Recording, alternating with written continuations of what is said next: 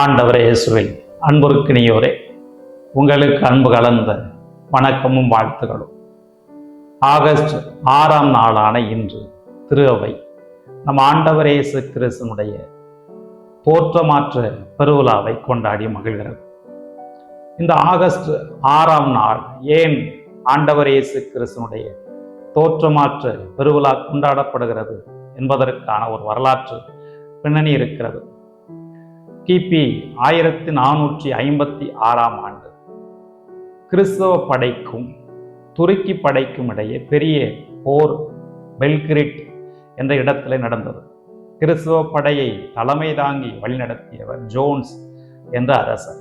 கடுமையான போர் நடந்தது. ஆனால் போரிலே கிறிஸ்தவ படைக்குத்தான் வெற்றி கிடைத்தது. இதை ஜோன்ஸ் அப்போது திருத்தந்தையாக இருந்த 3ஆம் கலிஸ்டஸ் என்பவரிடத்திலே சொன்ன பொழுது ஆண்டவர் இயேசு கிறிஸ்துனுடைய தோற்றமாற்ற பெருவிழாவை கிறிஸ்தவ படை துருக்கியர்களை வெற்றி கொண்ட இந்த ஆகஸ்ட் 6ஆம் நாளிலே கொண்டாடலாம் என்று பணித்தார்.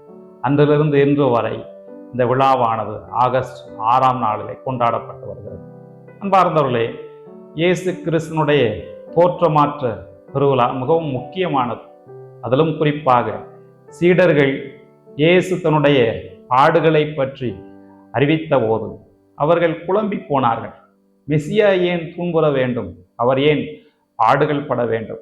அப்படி என்றால் இவர் மெசியாதானா என்ற ஐயப்பாடு அவர்களிடத்தில் ஏற்பட்டது. அப்போதுதான் இயேசு கிறிஸ்து அவர்களுக்கு உறுதியளிக்கக்கூடிய வகையிலே அவர்களை மலைக்கு அழைத்து சென்று இங்கே தோற்றமாற்றம் அடைகிறார். இதை பற்றி திருத்தந்தை பெரிய கிரகோரி சொல்கிற பொழுது ஆண்டவர் இயேசு கிறிஸ்து தன்னுடைய மாட்சியை சீடர்கள் முன்பாக வெளிப்படுத்தினார். இதன் மூலம் அவர்கள் இயேசுதான் மெசியா என்ற உண்மையை கற்றுக்கொண்டார்கள். இந்த தோற்றமாற்று நிகழ்விலே இயேசுவோடு இறைவாக்கினர் எலியாவும் மோசேயும் இருப்பதை பற்றி நாம் படிக்கிறோம். ஏன் இவர்கள் இடம்பெற வேண்டும் என்று சொன்னால் அதற்கு மிக முக்கியமான காரணம் இருக்கிறது. அது என்ன என்று சொன்னால், இயேசுவை பற்றி மக்கள் இவர் திருமுழுக்கு யோவானாக இருப்பாரோ அல்லது எலியாவாக இருப்பாரோ என்ற ஐயம் எழுந்து கொண்டே இருந்தது. தோற்றமாற்று நிகழ்விலே அவர்கள் இருவரும் இடம்பெறுகிறார்கள். இதன் மூலம் ஆண்டவர் இயேசு கிறிஸ்து மோசேயும் அல்ல, எலியாவும் அல்ல, அவர் மெசியா என்ற உண்மையானது அவர்களுக்கு அறிவுறுத்தப்பட்டது. அடுத்ததாக இயேசுவின் மீது எப்போதுமே ஒரு குற்றச்சாட்டு இருந்தது, இவர் திருச்சட்டத்தை மீறுகிறார் என்று. ஆனால் மோசே அங்கே இடம்பெறுவதன் மூலமாக இயேசு திருச்சட்டத்தை அழிப்பதற்காக அல்ல, மாறாக அதனை நிறைவேற்றத்தான் வந்தார் என்பதை சீடர்களுக்கு அவர் அறிவுறுத்துகிறார். மூன்றாவதாக இவர்கள் இருவருமே இயேசுனுடைய தோற்றமாற்ற நிகழ்விலே மீண்டுமாக வருகிறார் என்று சொன்னார். இயேசு இறைவாக்கினருக்கெல்லாம் பெரியவர், அவர்கள் எல்லாரையும் விட மேலானவர் என்ற செய்தியானது சொல்லப்படுகிறது. இவ்வாறு ஆண்டவர் இயேசு கிறிஸ்துனுடைய தோற்றமாற்ற நிகழ்விலே மோசேயும் எலியாவும் வருவதன் மூலமாக அவர்கள் எல்லாரையும் விட தான் உயர்ந்தவர் என்ற செய்தியானது சீடர்களிடத்திலே சொல்லப்படுகிறது. இந்த இயேசுனுடைய தோற்றமாற்ற நிகழ்விலே நாம் 2 முக்கியமான செய்திகளை கற்றுக்கொள்ள இருக்கிறோம். ஒன்று, ஆண்டவர் இயேசு கிறிஸ்து பாடுகளை மனம் வந்து ஏற்றுக்கொண்டார். அந்த 2 பேருமே இயேசுனுடைய தோற்றமாற்ற நிகழ்விலே வந்ததற்கு ஒரு முக்கியமான காரணம், அவர்கள் இருவருமே இயேசு எருசலேமிலே அடைய இருந்த பாடுகளை பற்றி பேசியதற்காகத்தான். ஆகவே இயேசு பாடுகளை துன்பங்களை மனம் வந்து ஏற்றுக்கொண்டார் என்று சொன்னார். இன்றைக்கு நாம் அவருடைய வழியிலே நடக்கிறோம் என்றால் பாடுகளையும் துன்பங்களையும் அவர் பொருட்டு நாம் ஏற்றுக்கொள்வதற்கு தயாராக இருக்க வேண்டும்.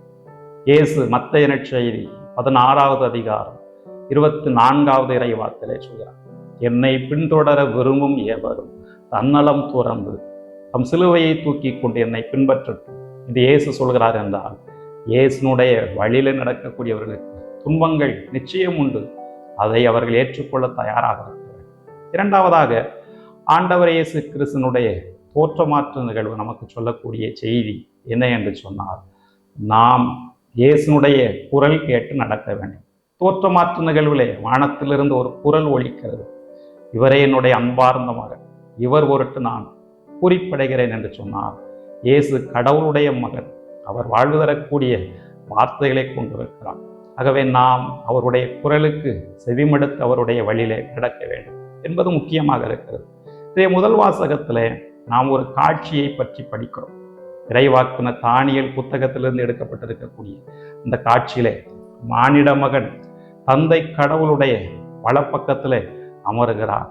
அவர் எல்லா ஆட்சியும் அதிகாரத்தையும் பெற்றவராக இருக்கிறார் என்று சொல்லப்படுகிறது.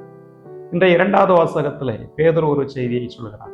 நாங்கள் இந்த காட்சியை நேரடியாகவே கண்டோம் என்று சொல்கிறார் என்று சொன்னார். இயேசுனுடைய தோற்றமாற்று நிகழ்வு உண்மையிலே நடந்தது. அதை நாம் நம்பி ஏற்றுக்கொள்ள வேண்டும். ஆகவே இன்றைக்கு நாம் நினைவு கூறக்கூடிய கொண்டாடக்கூடிய ஆண்டவருடைய தோற்றமாற்று விழா மிகவும் முக்கியமானது. நாம் இந்த விழாவின் மூலமாக ஆண்டவருக்கு செவி கொடுக்க வேண்டும். அவ்வாறு செவி கொடுத்து நாம் நடக்கிற பொழுது துன்பங்கள் வரலாம். துன்பங்கள் வந்தாலும் கூட அவற்றை நாம் துணிவோடு தாங்கிக் கொள்ள வேண்டும் என்ற செய்தியை தருகிறது. இந்த இரண்டு செய்திகளை நாம் நம்முடைய மனதில் இருத்துவோம். இயேசுனுடைய வழியில நடப்போம். அவருடைய உண்மையான சீடராக இருந்து இயேசுவுக்கு சார்ந்து பகர்வோம். ஆம்.